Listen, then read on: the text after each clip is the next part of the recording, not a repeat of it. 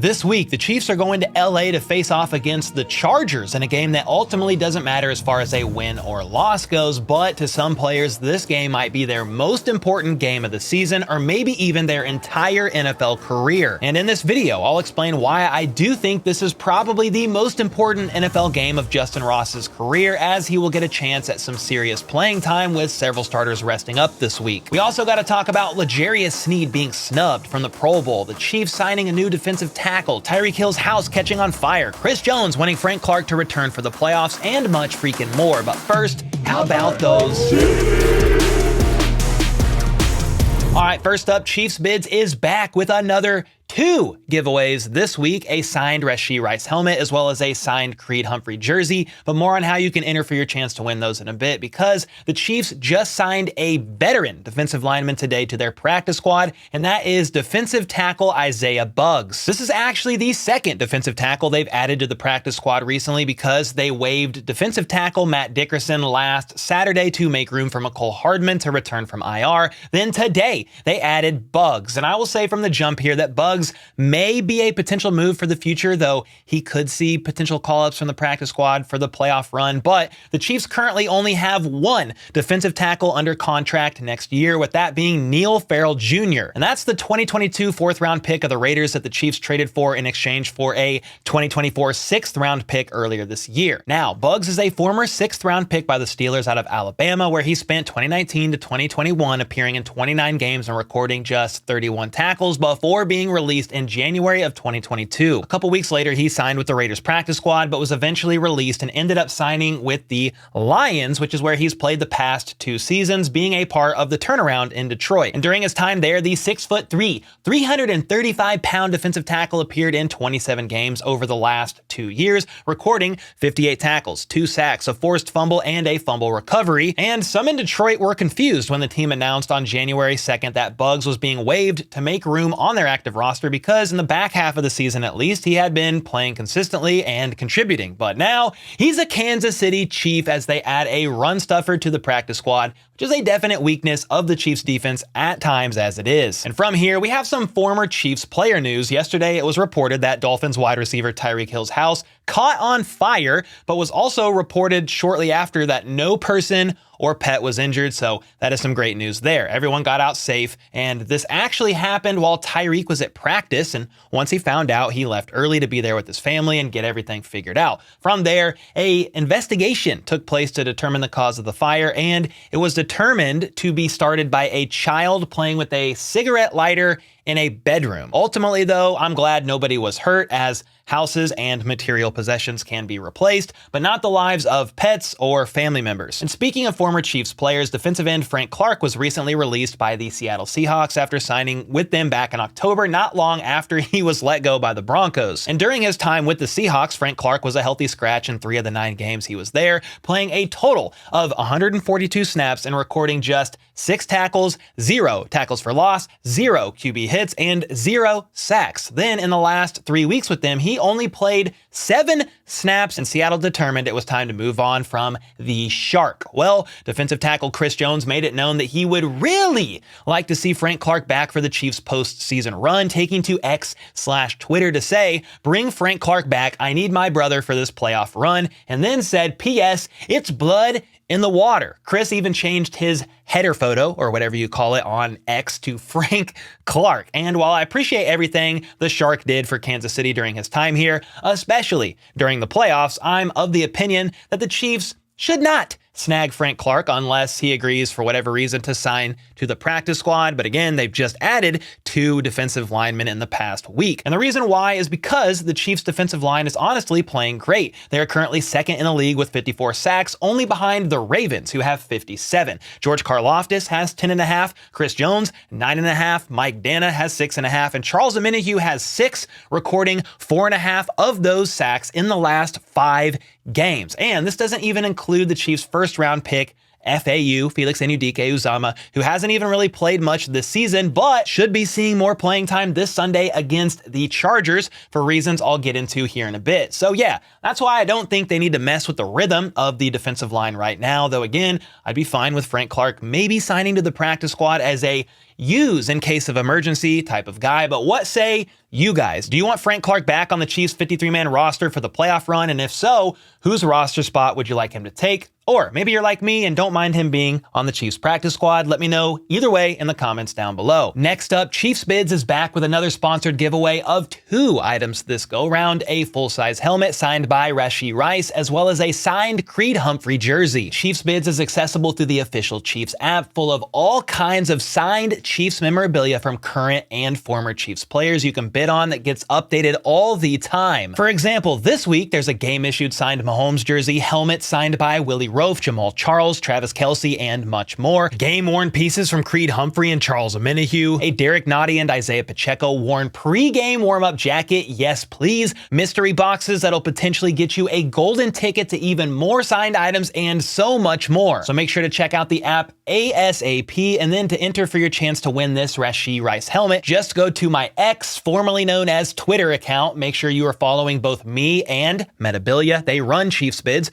Then just like and retweet my pinned post. Then for the Creed Humphrey jersey, you'll need to head over to the Chiefs Bids private Facebook page. Link to both of these, by the way, is in the description. Join the group, and after you get approved, comment HBT Chiefs on their featured giveaway post that you'll find pinned to the top of the group right here in the featured section. I will announce the winner for both of these items on Monday, January 8th, so make sure to head on over to both my X account and Chiefs Bids private Facebook group to enter for your chance to win either that signed Rashee Rice helmet or Creed Humphrey jersey. And then it was announced last night that the Chiefs have 5 initial selections for the 2024 Pro Bowl games, with those being center Creed Humphrey, defensive tackle Chris Jones, tight end Travis Kelce, QB1 Patrick Mahomes, and left guard Joe Thuney. Creed has now made his 2nd Pro Bowl. Chris Jones now has his 5th. Kelce was 5th among all players and fan votes with 327,263 and is named a Pro Bowler for the 9th straight season. Mahomes has made his 6th in a row as well, not missing one since becoming a starter, which is no real surprise. And then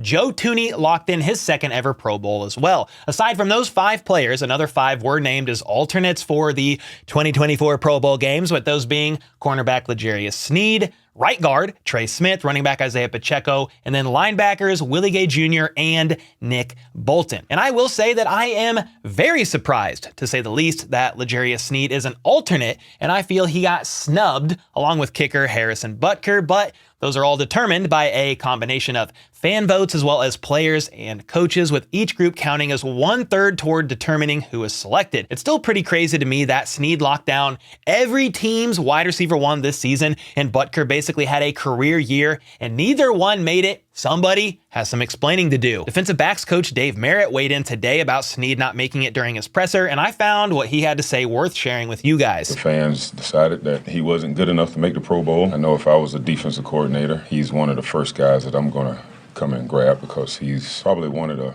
more complete corners that I've ever been around in my building, as far as when it comes to tackling as well as coveraging. He's the type of young man that he's not going to put the spotlight on himself. And that could be one of the reasons why, because he's not flashy or flamboyant. And then Sneed's own teammate linebacker Drew Tranquill was also shocked Sneed didn't make it, sounding off on social media last night to make his stance known. And honestly, I agree with that man. However, I'm not going to lose any sleep over this, and neither will the players, because they would all prefer a trip to the Super Bowl over the Pro Bowl. I'm going to the Super Bowl, man! Let's go!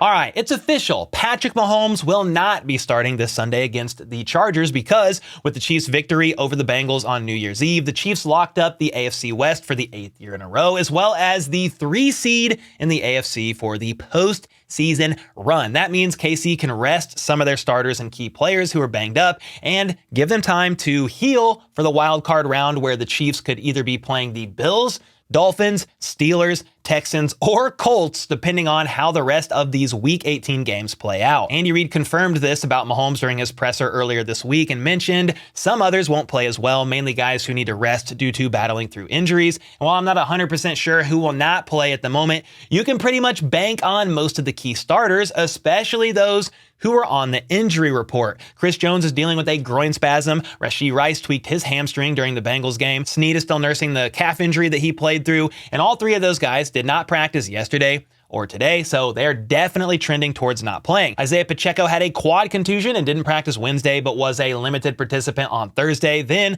Travis Kelce, neck. He was limited yesterday and today. And Kadarius Toney, hip, was limited Wednesday, but Toney didn't actually practice today, so Toney may possibly be trending towards not playing for a third week in a row. And then you have Donovan Smith, who fully participated yesterday, but did not practice today due to this neck stinger he's been wrestling with. So Wanya Morris might be the next man up once again, even this Sunday, which honestly is probably a good idea because he needs all the game reps he can get. And even though Travis Kelce has been limited all week at practice, he may actually be one of the very few key starters that does indeed play, because he is only 16 yards away from his 8th consecutive 1,000-yard season in a row. Rashee Rice is 62 yards from 1,000 yards himself, officially becoming the most productive rookie receiver in Andy Reid's entire history as a head coach. Then Isaiah Pacheco is 65 yards shy of 1,000 rushing yards himself, but I have a feeling Pacheco and Rice will not stay out on the field long enough to reach those milestones, if they even see the field at all. When asked about Travis Kelce's milestone being just 16 yards off, Big Red said, "We'll see how it goes," and noted that the conversation about it with these players will probably be one-sided, which I took to mean Andy is ultimately going to make the call. Sure, milestones are great, but protecting players and their health is most important for the playoff run, and that includes defensive tackle Chris Jones, who is just a half sack away from his 10-sack incentive, but with him on the injury report not participating so far this week, I'm not sure he plays and gets that milestone either, similar to the two I just mentioned. And with Mahomes not playing, that means QB2, Blaine Gabbert, will suit up to be the starter for Week 18, and Chris Olajuwon will be called up this week from the practice squad as the backup to Gabbert. Andy said he's worked hard to improve his game, talking about Chris O, and is in all the meetings. Training camp was good for him, and he likes what he sees from him, though he's not sure if Chris will actually play in the game, but he will indeed be up in case he is needed. And just like for Blaine Gabbert, Sunday's game will be a good chance for some players to get more playing time that haven't gotten much this season, which will give them invaluable experience as they head into the playoffs, or even build upon their resumes to drum up interest for other teams if they don't, make the roster next year or get re-signed by KC in the offseason. And I like this mindset because you never know what can happen in a game, who will get injured, and therefore who will have to be out there come this playoff run. And as far as other players that may get more chances to play on defense, be looking out for players like Jack Cochran, Cam Jones, Leo Chanel, Deion Bush, Felix Anudike-Uzomah, BJ Thompson, Neil Farrell, Malik Herring, Echo Boydo, and even Nick Jones. Then on offense, there's players like Nick Allegretti, Mike Caliendo, Lucas Niang, as well as running back LaMichael Pirine, who I think really does need some in-game reps before the postseason run since he's on the 53-man roster, and Jerick McKinnon is out on IR. And then with Blaine Gabbert starting this week, he spoke with the media instead of Mahomes, saying he's excited for some particular wide receivers to see significant playing time and play roles they normally don't get to. I told the young guys at a walkthrough, just have fun. A lot of guys are going to have a great opportunity to go play for the first time, make a start for the first time, right? And it's a great opportunity not only for myself, but a lot of guys to maybe play in different positions that they have been throughout the year. Justyn Ross, KT, Mecole, these guys are going to play a significant amount this week, and it's just great to get more reps under your belt, so when your number's called, if it is called in the playoffs, we're ready to go. Well, I'm definitely intrigued to see Kadarius Toney get more playing time, as he's missed the last 2 weeks as it is, but again, did not participate today after being limited yesterday, so I honestly have no idea if he will even dress out. I hope he does, though, because he needs some real game reps to knock the rust off before this playoff run, as does Mecole Hardman, who just came back from injured reserve after having a procedure done on his thumb. He was active in the Bengals game, but only played 5 offensive snaps. Meanwhile, wide receiver Justyn Ross also played in that game, but only saw 2 more total snaps than Mecole. Yes, 7 7 snaps. Therefore, this will also be a great time for Justyn Ross to step up and show everyone watching what he's got. This offseason, he was hyped up by many, including the Chiefs' social media team, and some believed he would have a standout season, with some even declaring by season's end he could possibly even be the team's wide receiver 1. Well, before being placed on the commissioner's exempt list back in October, Ross was only targeted 7 times, catching 4 of those for 36 yards. It was no secret he wouldn't be used much at the beginning of the season, at least, with GM Brett Veach saying he and Rice would start the season being used only in certain packages. And while the first half of the season was slow going for Ross, I was more excited to see how he progressed throughout the entirety of the season. But with Ross missing 6 games in the middle of it all, I think it really hurt his rapport that he could have continued to develop with the offense during that time. Remember, when he was placed on the commissioner's exempt list for 5 weeks, then served 1 additional game as a suspension to meet his 6-game total suspension for the legal issues he went through earlier on. And because of that, he wasn't allowed to even practice with the team throughout that entire time. So he lost all momentum for 6 weeks in the midst of an already struggling wide receiver room. However, that's the past, and this Sunday's game against the Chargers, I honestly think that this is Justyn Ross's most important game of his NFL career for a couple of reasons. First, if he does indeed get a lot of playing time, Ross will have a chance to potentially move around multiple receiver roles in the offense and show the coaches that not only does he have what it takes to contribute in KC's offense, but they can use him in different roles more often moving forward. We've been waiting for Ross to get more opportunities, and this should be the game where he gets plenty of snaps with the chance to go out there and ball out in a game that doesn't really matter for the Chiefs at the end of the day, though it may matter to some players like Justyn. Another reason why I think this game is so important for him is because the Chiefs will definitely be looking to retool their wide receiver room this offseason, and this is Ross's opportunity to show he does indeed belong on the roster once again in 2024. He's still under contract with the team, after all, through the end of next season, and could be kept around longer, of course, if the Chiefs want to, but it's not that expensive to move on from him this offseason, all things considered. And the way the wide receiver room has looked this year, I really think the only player that is 100% safe is Rashee Rice, with Justin Watson being a close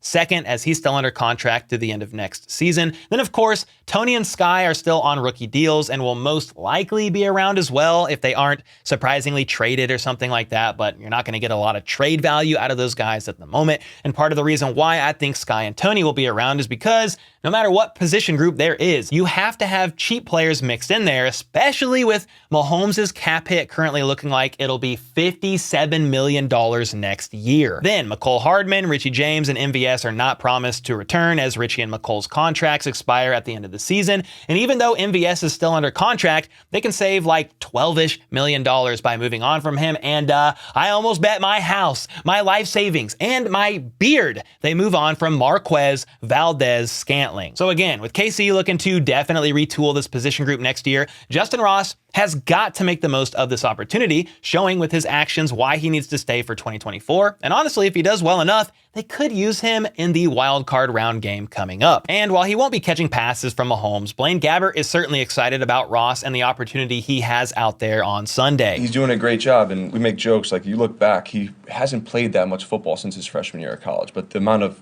athletic ability that he has is extremely rare. I've been around the game for a long time, and seeing what he can do in and out of cuts, catching the football, making plays, it's fun to watch. So just getting these reps throughout the week in practice in the game is going to be extremely valuable for him as kind of his career progresses. Well, I also am rooting for the guy and hoping he balls out in Sunday's matchup against LA, but what about you guys? Do you also agree that this game is potentially Justyn Ross's most important game yet, or nah? Let me know either way in the comments down below. And until next time, let's go. Let's freaking go. How about those